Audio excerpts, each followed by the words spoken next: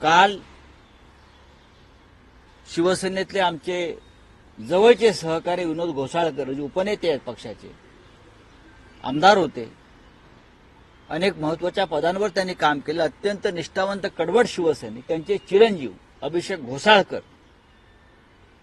ते सुद्धा नगरसेवक होते, मुंबई बँकेचे संचालक आहेत, अनेक शिवसेनेतल्या पदांवर ते काम करत होते. त्यांची ज्या निर्घृण पद्धतीनं उघडपणे या महाराष्ट्रात मुंबई शहरात हत्या झालेली आहे, या हत्येनंतर या राज्यातल्या कायदा सुव्यवस्थेचा जो नंगा नाच पाहायला मिळाला गुंडांचा, तो अस्वस्थ करणार. महाराष्ट्राच्या इतिहासामध्ये असं कधी घडलं नव्हतं.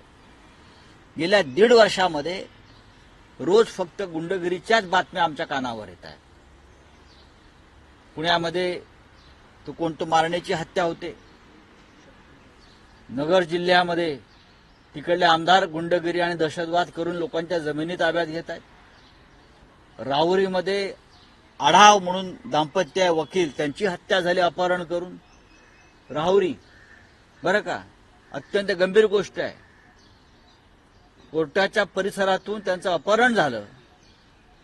आढाव, ॲडव्होकेट आढाव, त्यांचा पती आणि पत्नी या दोघांची हत्या झाली निर्घृणपणे. मुंबईमध्ये अभिषेक घोसाळकरांची हत्या झाली.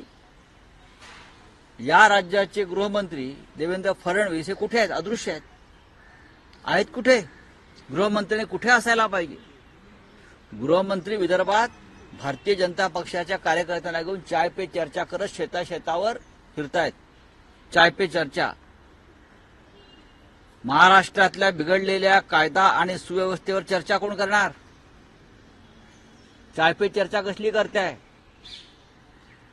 वर्षा बंगल्यावर मंत्रालयात गुंडांबरोबर चाय पे चर्चा होते, आपल्याला माहिती आहे का गृहमंत्री? ठिकठिकाणी या शिंदे गँगचे आमदार खासदार हे रोज गुंड टोळ्यांबरोबर चाय पे चर्चा करतायत आणि अशा हत्या होत आहेत, अशी अपहरणं होत आहेत.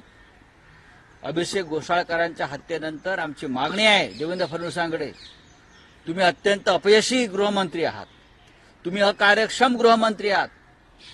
तुम्हाला फक्त आमच्यावर टीका करण्यासाठी गृहमंत्रीपद दिलंय, तुम्हाला फक्त शिवसैनिकांना तुरुंगात टाकण्यासाठी, त्यांच्यावर खोटे गुन्हे दाखल करून आमचा छळ करण्यासाठी गृहमंत्रीपद दिलंय. महाराष्ट्राची जनता तुमच्याकडे राजीनामा मागते आहे.